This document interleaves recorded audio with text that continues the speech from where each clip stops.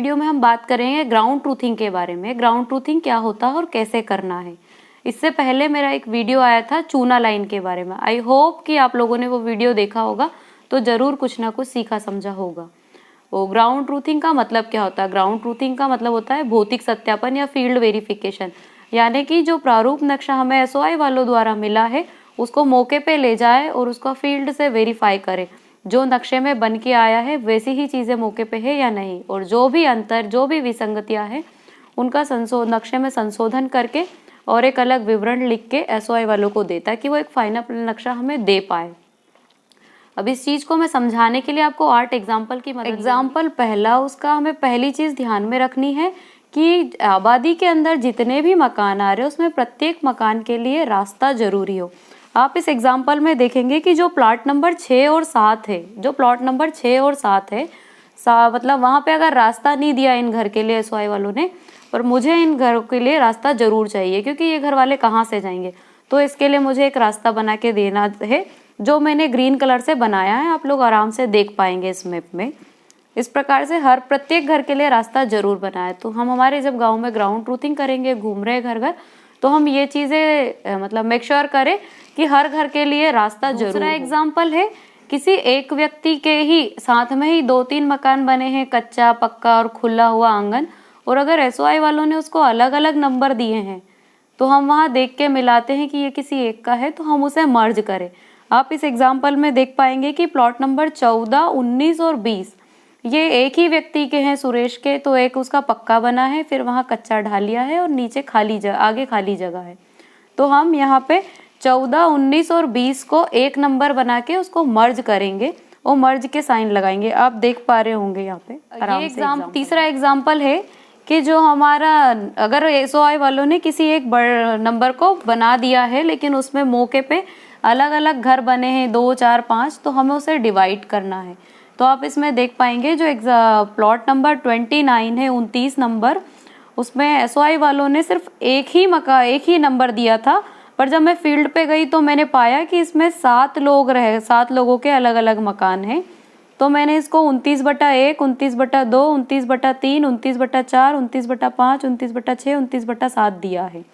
तो इस तरह से हमें मौके पे जाके स्थिति देख के डिवाइड करना है कि यहाँ मेरे 7 लोग रहते हैं और यहाँ इसने सिर्फ एक ही नंबर दिया है। तो ये एक एग्जांपल हो गया कि हमें फील्ड पे इस तरह से वेरीफाई करके इसको डिवाइड करना है। अगर हमारा आबादी क्षेत्र जहाँ तक है हमने चूना डाला था, या मान लो कि हम चूना नहीं डाल पाए और हम जब फील्ड पे वेरीफाई कर रहे हैं तो हमें पता चला कि मतलब एसओआई वालों ने जो नक्शा दिया उसमें तो इतने ही घर आए, कुछ घर आबादी में है पर वो नहीं लिए हैं। अब वो चूना लाइन नहीं डालने के कारण लिए या वो लोग चूना लाइन रीड नहीं कर पाए हैं सॉफ्टवेयर में, तो हमें वो घर ड्रॉ करने पड़ेंगे। आप लोग एग्जाम्पल देखिएगा, 196 नंबर का जो प्लॉट है वहाँ तक तो आबादी में लिया है, उसके राइट साइड तक का पूरा, पर 196 के बाद लेफ्ट में जो मकान है उनको आबादी में नहीं लिया। पर जब मैं फील्ड पे गई मैंने वेरीफाई किया तो मुझे पता चला कि ये मकान भी मेरे आबादी में आ रहे हैं। तो आप इसमें देख पा रहे होंगे ABCDE, ये सारे मकान ऐसे हैं जो आबादी में नहीं आए थे प्रारूप नक्शे में।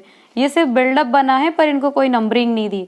तो मैं यहाँ आबादी की आउटलाइन ड्रॉ कर रही हूँ, मैंने ड्रॉ की है ये ग्रीन कलर से जो आपको दिख रही है, और ABCD से यहाँ पे मैंने नंबर दिए हैं कि ये मकान और आबादी में ऐड होने हैं। तो इस तरह से आप जो कर रहे हैं उसका विवरण लिखते जाएं कि 196 के पश्चिम में ABCDE ऐसे करके 5 प्लॉट बनेंगे। आप उसमें ये भी लिख सकते हैं कि ड्रोन इमेज अनुसार, या हो सके तो जबलपुर जाके खुद करवा के लाएं। मेरे केस में तो मैं जबलपुर जाके ये नए पूरे प्लॉट्स ड्रॉ करवा के लाई थी, तो लोगों को दिक्कत ना हो, सब लोग जो इसमें पात्रता रखते हैं उन्हें पट्टे मिल पाए। अगर इसके हिसाब से मैं सर्वे करके दे देती, ROR भर देती, तो इन लोगों का पट्टा नहीं बन पाता और ये लोग इस योजना से वंचित रह जाते। अगला एग्जाम्पल ये है कि अगर ड्रोन इमेज में और उसके अनुसार जो प्रारूप नक्शा आया उसमें कुछ निजी नंबरों को भी ले लिया है, तो हम फील्ड पे वेरीफाई कर रहे हैं और हमें पता चल रहा है कि ये निजी नंबर है, किसी निजी व्यक्ति के हैं, तो हम उनको अलग हटाएं, उसको आबादी से बाहर करें। आप मेरा ये एग्जाम्पल देखिए, आप इस एग्जाम्पल में देख पा रहे होंगे कि ये 202 से लेके 206 तक के जो प्लॉट है वो तो आबादी में है, पर ये जो रास्ता है उसका एक अलग खसरा नंबर है, वो आबादी के खसरा नंबर से बाहर है। इसी प्रकार ये जो 213, 12, 11, 10 ये सब आबादी के बाहर है। ड्रोन ने एसओआई वालों के प्रारूप नक्शे में ये अंदर आए थे, पर मैं इन सबको आबादी के बाहर लिखूंगी। मैं लिखूंगी कि ये सब आबादी के बाहर है, तो इसको अगला जो नक्शा आएगा मेरा संशोधित उसमें ये सब हटा दिया जाएगा, इनकी नंबरिंग नहीं रहेगी, ये मैप में नहीं। कोई रास्ता बना हो तो उसको मौके अनुसार संशोधन करना। जैसा आप देख पा रहे होंगे जो प्लॉट नंबर 149 और 150, 158, तो 158 को एसओआई वालों ने रास्ता बनाया है, पर जब मैं मौके पे गई तो मैंने पाया कि 149, 150 और 158 ये पूरा किसी एक व्यक्ति के कब्जे में है। ये रास्ता जो है उसका पर्सनल रास्ता है, यहाँ से कोई तीसरा व्यक्ति नहीं जाता है।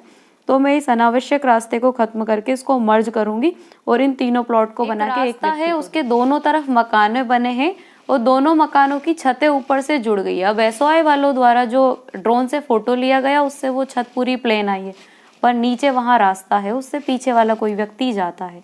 इसको आप एग्जाम्पल के तौर पे समझिए। जो 153, 154, 155, 56, 57, 160, 61, 62 ये पूरा एक फैमिली के हैं, 4-5 मकान है, 6 मकान है। अब जब मैं यहाँ से गई तो 154 इनका आंगन है सभी के बीच में, और 154 के आगे जो 55 का मकान है उसके पीछे जो 160 है, तो 155 और 56 के बीच में से ये जो रास्ता है, मैंने ग्रीन कलर की लाइन ड्रॉ की है, आपको दिख रही होगी। इसके ऊपर छत डली थी और नीचे से ये गली है, इससे जो पीछे 160 नंबर और 157 नंबर वाले दोनों व्यक्ति जाते हैं। तो मैं जब फील्ड पे वेरीफाई किया तो मैंने देखा कि इन लोगों का यही रास्ता है। अब अगर मैं इस रास्ते मतलब 155 नंबर से ये रास्ता इसको नहीं देती 160-61 को, तो ये लोग कहाँ से जाते। तो हम इस तरह की स्थिति का ध्यान रखें ताकि भविष्य में इन लोगों का कोई विवाद ना हो और इन लोगों को रास्ता मिल पाए। मेड़ मिलान करें मतलब कि हाँ वो चीज़ें मैच हो रही है या नहीं। आबादी से हमें ना कम लेना है ना ज़्यादा लेना है। हाँ, एक बार अगर हमने आबादी की जमात छोड़ दी तो कोई दिक्कत नहीं, पर ये गलती ना करें कि हम किसी की निजी जगह का पट्टा बना दें। तो आप ध्यान रखिएगा, किसी की निजी जगह शासकीय मत कीजिए। अपनी शासकीय जगह भले हो सके तो छोड़ दे, अगर भूल चूक में छूट जाए कोई दिक्कत नहीं, बट किसी की निजी जगह मत लीजिए। तो मेड़ मिलान आउटलाइन का सबसे पहले करिए।